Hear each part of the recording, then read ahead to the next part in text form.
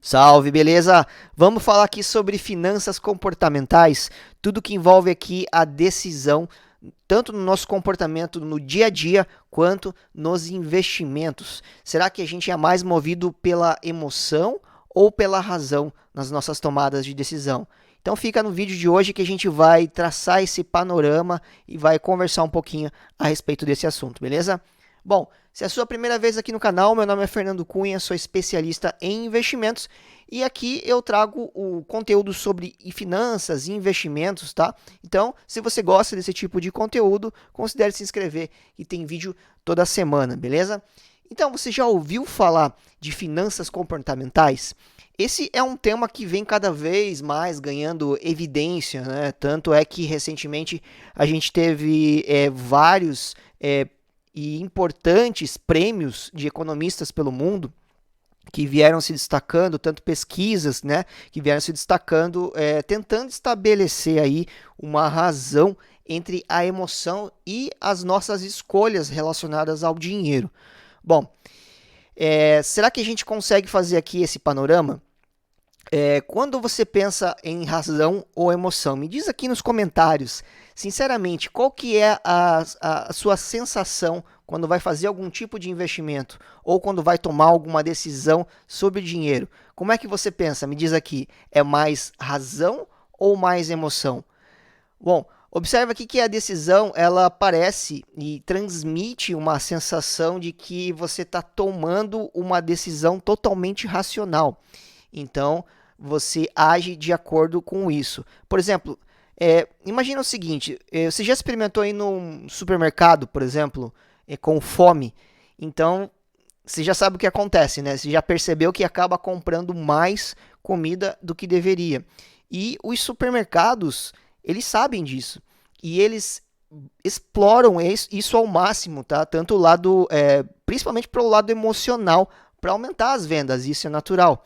E a razão, às vezes, ela pode orientar e esforçar a gente se esforçar, né, para controlar essas emoções, mas é difícil, né, realmente aplicar isso na prática. E então é muito claro isso, por exemplo, nos planejamentos financeiros, nos planejamentos que a gente faz com o dinheiro, a gente acaba esquecendo aí diversos fatores que podem acontecer e que a gente acaba não controlando. Então a gente imagina que tem o controle, acaba tendo a percepção que tem o controle das variáveis, mas não tem. E isso é normal, um comportamento humano, né? E a gente tem aqui como estudos, né, a teoria clássica da economia, né, a gente diz que as pessoas são 100% racionais. Né, a teoria clássica da economia trazia isso, né, traz isso, que as pessoas são 100% racionais e sempre tomam as decisões baseados na razão, né, e nas melhores decisões para si próprios. Né. E o que a gente tem que fazer? Entender que as emoções são algo, são fatores importantes tanto para a gente tomar nossas decisões com os investimentos, são fundamentais que leva a gente a esse assunto que é de finanças comportamentais, né? Os nossos comportamentos com a finança, com as finanças. Então, as finanças comportamentais e a tomada de decisão, isso tem tudo a ver uma coisa com a outra, né? A gente sempre fala muito dos melhores tipos de investimento, qual que é o investimento que está rendendo mais, mas a gente acaba esquecendo de dar um passo para trás, né, e imaginar aqui que a gente é muito, muito influenciado pelas nossas emoções para tomar as decisões. E as finanças comportamentais trazem isso, né, a economia do comportamento, então são muito mais focados em entender o motivo pelo qual a gente age, e porque algo tão simples, às vezes, não é feito pela maioria das pessoas, como simplesmente você poupar dinheiro. Você sabe que precisa poupar dinheiro, mas acaba não poupando, acaba gastando mais do que deveria. E isso acontece não só com o dinheiro, mas com quase tudo na vida, né? Você pode ter vários exemplos, até mesmo aquele exemplo de você começar uma dieta ou se programar na segunda-feira para ir para a academia e acaba não indo. Isso é natural e acontece com todo mundo. E nas finanças, nos investimentos, com o dinheiro, isso não é diferente.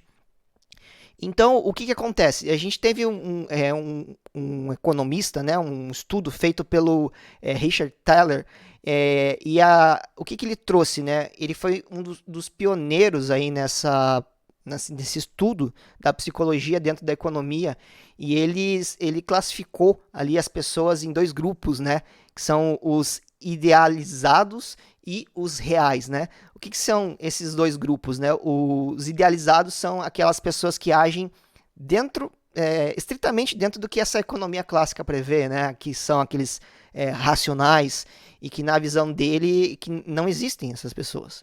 Já os reais são são aquelas pessoas normais que se endividam, que gastam mais do que ganham e que não resistem, por exemplo, a vários fatores, como, por exemplo, a uma promoção e acabam gastando mais do que deveriam, né? E não cumprem os planejamentos, enfim, por aí vai. E aí surgiram vários estudos, né? Mas vale dizer que essa teoria ela já existe há mais de 80 anos, segundo ele, né? O Teller, que iniciou esses estudos. E eles seguiam pela regra de que qualquer decisão ela serve desde que ela pareça resolver o problema, ou seja, a gente acaba usando aí, como diria, atalhos que podem ser chamados aí de heurísticas, né, que são aquelas regras de bolso. Então, assim, de modo geral, a gente acaba usando o que a gente sabe para decidir algo que a gente não tem conhecimento, que a gente não sabe. Então, essas habilidades que permitem a gente, por exemplo, lidar com situações que são mais complexas de uma maneira simplória, né? Mais simples. Tá? Esse é o pensamento. Inclusive, isso já rendeu vários prêmios Nobel de Economia, né? E uma contribuição que foi feita muito recentemente também foi por o Daniel Kahneman e o Tversky, que trouxeram essas experiências, né? São dois psicólogos israelenses, ambos cientistas aí que estudaram comportamento e tinham aí um trabalho em cima disso, né? Que é a teoria da perspectiva, tá? Que rendeu inclusive o Nobel aí que o Kahneman recebeu em 2002. E essa teoria ela pode ser explicada com algo bem simples. Por exemplo, imagina que você queira ganhar, você tenha 100% de chance de ganhar um prêmio, né? Probabilidade de 100%. Ou, de repente, a probabilidade de 80% de ganhar um prêmio menor. Né? Aí você acaba fazendo essa pergunta, né? Qual é a opção que você escolheria?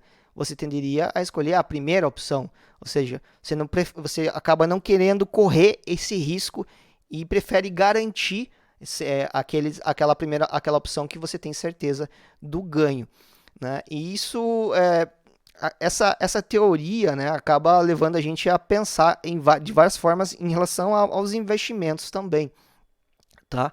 Então, por mais cauteloso que a gente seja, é quase que impossível você evitar esse tipo de risco, né? Você tem que estar exposto ao risco, porque imagina que se você, a gente praticamente não viveria, né? Praticamente não faria nada se fosse evitar qualquer tipo de risco. E aí me diz aqui nos comentários, né? Você se considera, por exemplo, um bom motorista, tá? Pensa com você agora.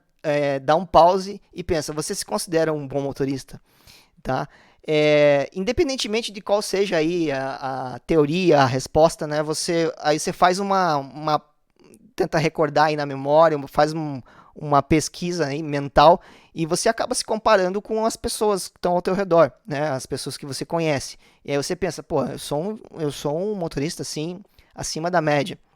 Mas aí você pensa, qual que é o tamanho desse grupo que você comparou? Né? Será que ele é relevante do ponto de vista da estatística? Será que você é um bom motorista? Por quê? Qual que é a média, né, desses bons motoristas? Então a gente acaba não tendo um parâmetro. Será que isso estatisticamente faz sentido? Então, será que são informações pertinentes para a gente chegar nessa conclusão? Então, é aí que tá. Nos investimentos, a gente acha que tem o controle daquilo que a gente está fazendo e muitas vezes as coisas são bastante aleatórias, principalmente no curto prazo. Então, você se considera um bom investidor? Imagino que a maioria vai pensar que sim, né? Ou que vai pensar que está acima da média, que sabe mais do que a maioria. Mas nem sempre é verdade, porque a gente não tem esse tipo de comparação e acaba se superestimando, né, as nossas habilidades e cometendo alguns erros. Então, pensando nisso, né, muitas vezes os investimentos ele dá prejuízo. Você investe e esse investimento dá algum tipo de prejuízo. Mas aí você pensando assim, pô, eu investi, eu vou sair desse negócio que está dando prejuízo. Mas por quê? Né? Por que você vai sair desse negócio que está dando prejuízo?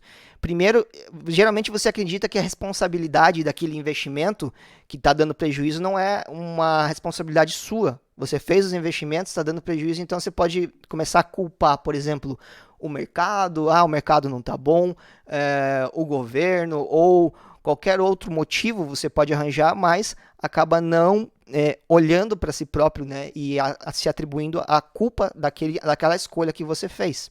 Também porque você, para sair desse tipo de investimento, você vai ter que admitir a perda que você teve ali. Então, muitas vezes a gente acaba não fazendo isso. Então, mas como é que a gente pode evitar riscos para investir? E a resposta é, não tem como a gente eliminar totalmente 100% os riscos. Essa incerteza, ela está presente em todo e qualquer tipo de investimentos que a gente faça, né? E por isso que a gente pode, dessa forma, proteger os nossos investimentos daquilo que a gente, principalmente daquilo que a gente sabe que existe, né? E a gente não consegue proteger os nossos investimentos de algo que a gente não consegue imaginar que possa acontecer. E é por isso que a gente utiliza uma estratégia de diversificação de investimentos. A gente escolhe várias classes diferentes de investimento, coloca nessa composição ali, porque a gente não sabe o que pode acontecer. No momento que esse fato acontece, por exemplo, ninguém sabia que ia acontecer, por exemplo, o 11 de setembro, ninguém sabia que ia acontecer esse tipo de coisa até que aconteceu. E vários outros fatores, né, que aconteceram que a gente não tem controle. Essa incerteza, ela pode nos ajudar ou ela pode atrapalhar bastante a nossa trajetória. E é uma ilusão a gente ter a certeza ou a percepção de que tem controle desses fatos que vão acontecer. A estatística, né? Não tem como a gente ter noção de que isso vai acontecer. E o nosso cérebro, ele acaba não pensando de uma forma matemática, né? Estatística. A gente acaba ignorando essa parte mais estatística porque a gente é levado mais pela emoção, né, em alguns momentos. Na Bolsa de Valores, isso é extremamente comum, né? Recentemente a gente teve, por exemplo, é fato que a gente teve aqui vários e vários casos de pirâmides, muita gente caindo em pirâmides com investimento em bitcoins, né? Porque é algo que você investiu e não entendeu muito bem como é que funciona, mas foi atrás daquele comportamento de manada. Tá todo mundo investindo em Bitcoin e você acaba indo atrás também desse comportamento. Não quer ficar fora, né? O fear of missing out, né? Você tem medo de ficar de fora. Então você acaba entrando nesse investimento sem saber como funciona. Então muitos golpes financeiros, pirâmides, que você vê de rentabilidades que não fazem o menor sentido se você colocar na calculadora, se calcular a matemática, é impossível de chegar naquelas rentabilidades que são prometidas, né? Patrimônios que você coloca 1.000 e transforma em 1 milhão, isso realmente não faz sentido. Isso é feito realmente para pegar no emocional, na ganância daqueles que não têm o conhecimento, ou às vezes até têm o conhecimento e são levados por esse impulso, né, esse impulso da ganância, e acabam considerando algo que talvez não faça muito sentido. Tá? E é aí que surgem esses problemas das pirâmides financeiras. Tá? Outra coisa que é o endividamento, por exemplo, né? Você pode ter levar esse lado do endividamento muito pro lado psicológico, né, da coisa, né?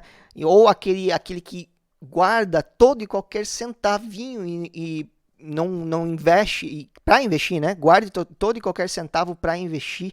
Isso está muito também alinhado com o perfil psicológico, né, a origem do endividamento, do comportamento, esse tipo de atitude acaba desequilibrando, né? A gente diz que nos investimentos, os investimentos são feitos para dar mais tranquilidade para a gente, mas a gente também tem que fazer os nossos investimentos de forma equilibrada para que consiga se manter nessa caminhada de forma sustentável, beleza?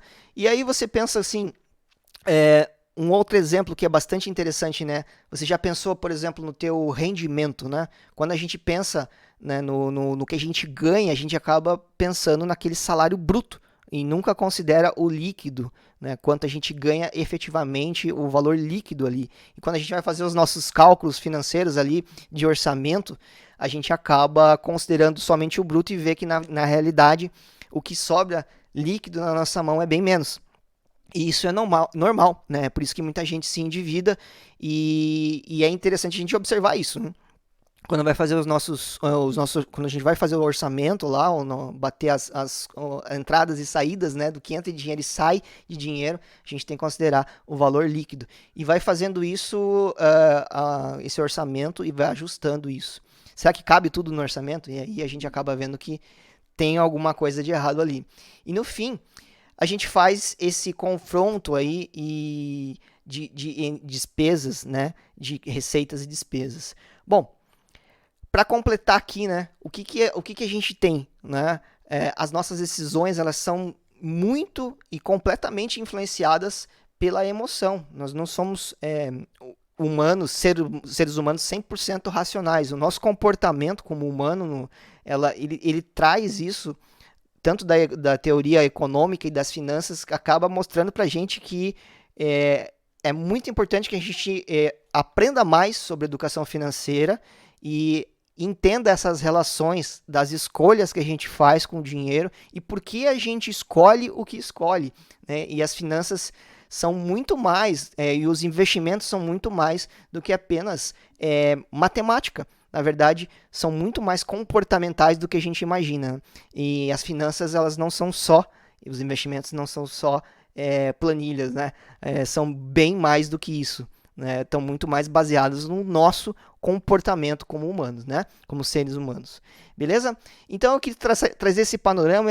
Esse assunto é mais teórico, mas eu acredito que seja muito importante, porque é com o nosso comportamento que a gente vai colocar em prática os planos que a gente tem para os nossos investimentos e para aquele dinheiro que vem para nossa mão, para a gente tomar boas decisões com o dinheiro e fazer aquilo que faz sentido, tendo consciência de que a gente também é atingido pelas emoções e não toma 100% das atitudes, das decisões de forma racional, beleza?